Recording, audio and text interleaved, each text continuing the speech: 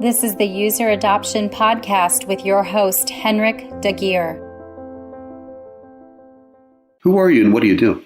So, hello, and thank you for the opportunity. My name is Janet Robb. I'm based in Belfast in Northern Ireland, and I work for Microsoft, and I am part of the Adoption and Change Management Global Team, and I work out of the UK.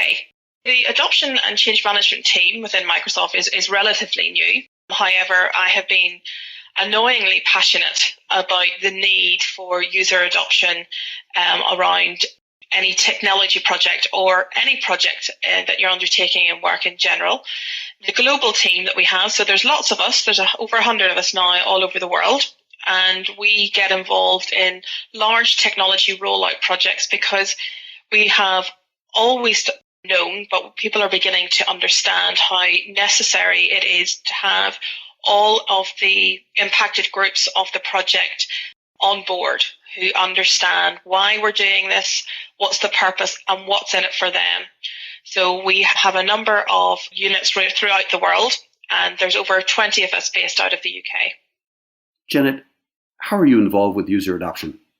My main day-to-day work through Microsoft, we go into an organization that has obviously a large technology transformation or a large technology project. Now, notice the word, I'm not being specific on the actual technology, because it's not that it doesn't matter. Of course it matters, but user adoption goes across all boards. So whether it's a dynamic CRM project, whether it's an Office 365 rollout, whether it's an ERP solution, we are interested in how this will affect the users. And not only just how it affects the user, but what has gone before within that organization. What is the culture that has happened? Has there been change projects that have failed? And if so, why have they failed?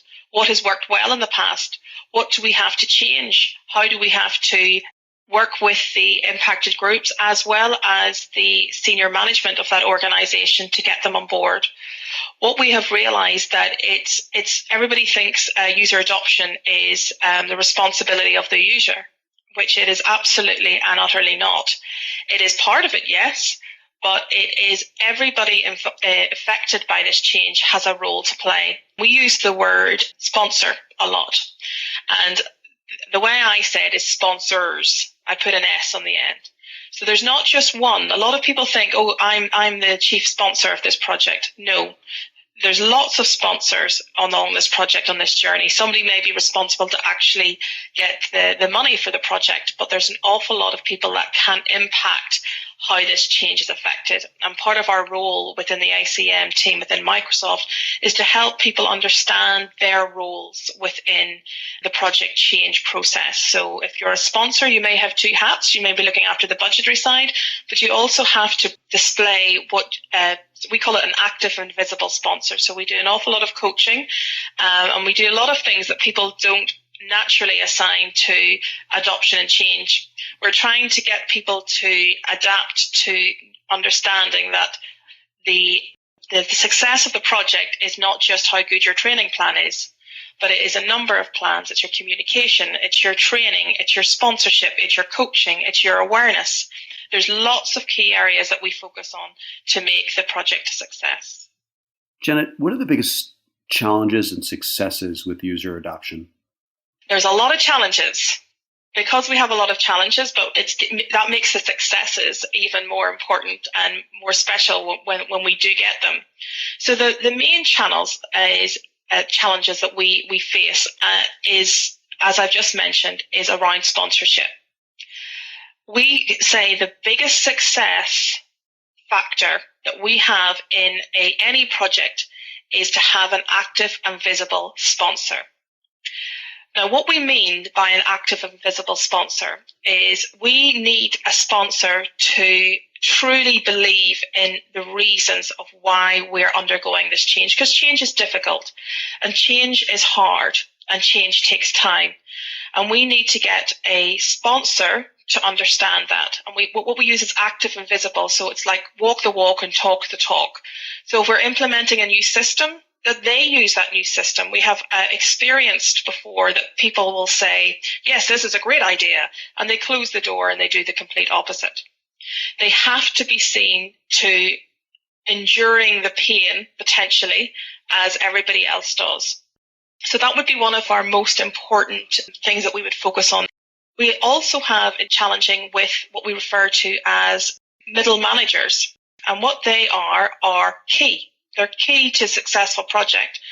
But change doesn't just happen overnight. Change is a personal journey as an individual. An organization doesn't change unless every individual within that organization changes along with you.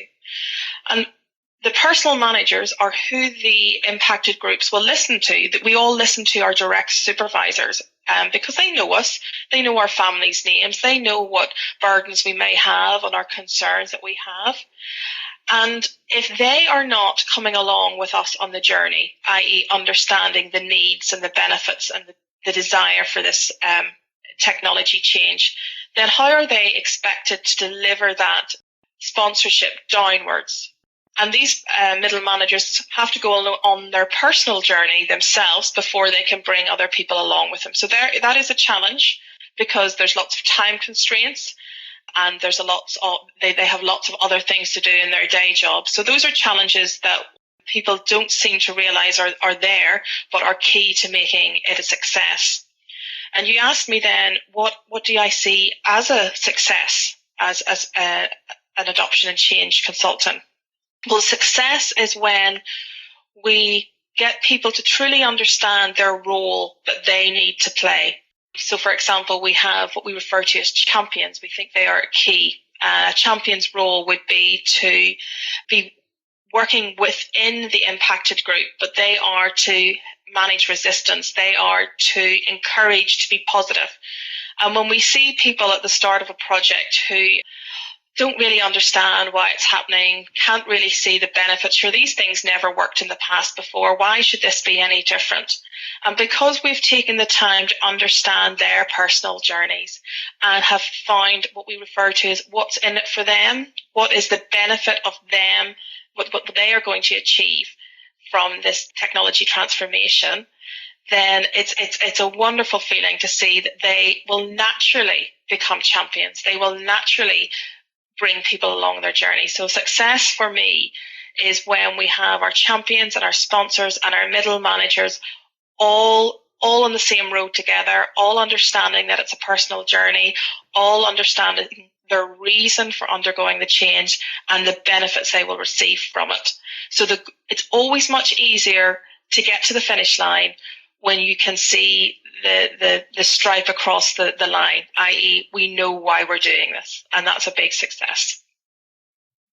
Janet, what advice would you like to share with people working on improving user adoption?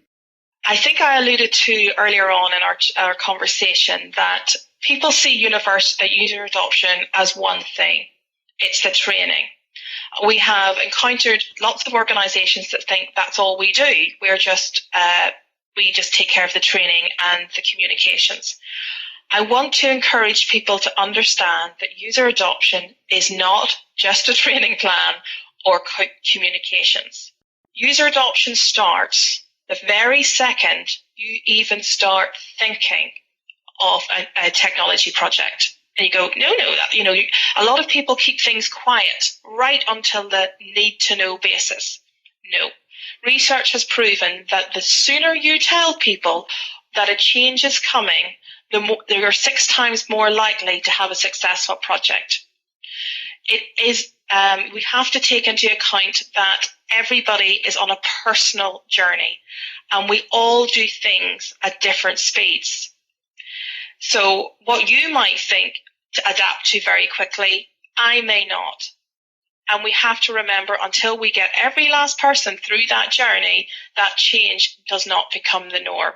And the analogy I give for that is I'm from Northern Ireland. We have an awful lot of good golfers from Northern Ireland. And I grew up in a golfing family, and I grew up beside a golf course, and I have had golfing lessons. And that sure as heck does not make me Rory McIlroy. In fact, my golf clubs have 2 inches of dust on them. So the analogy I'm saying is people think you've been on a training course, boom, that's it. I've had a golf lesson, doesn't make me a good golfer. So training and then the ability for that training is reinforcement How did that make you feel? Do you need more training? Some feedback loops. So what I would like to get across to people is that user adoption is an independent, long journey. And the success of a user adoption is when somebody knows what they need to stop doing, what they need to start doing, and what they can continue to do. And when all of those things start to become the new norm, then that is a success. But until then, you will be on the change journey, because people think the day you go live of that project is the day that your user adoption ends. No, that's when you start to really see resistance. You start to because nobody likes change. No, and I always say I've been on many a diet because I always resort back to eating the wrong foods. So most people will resort back to their old behaviors. Change is hard. So I would like people to understand that change is a journey, and is a journey that lasts much longer after the go live date. And where can we learn more about user adoption and your work on the subject? So Microsoft used the methodology called ProSci, which stands for Professional Sciences. Every member of the Adoption Change and Management team has undergone their training within their ProSci. So we're all accredited ProSci professionals. They have obviously their own website, www.prosci.com, and they can give you some very detailed understanding from their website, from their download guides on change management, how they go about the change protocol. Well, thank you, Janet. For more on this, visit useradoptionpodcast.com. Don't forget to please subscribe, rate, and review. And for a book about this, check out useradoptionbook.com. Tune in next week for the next episode. Thanks for listening.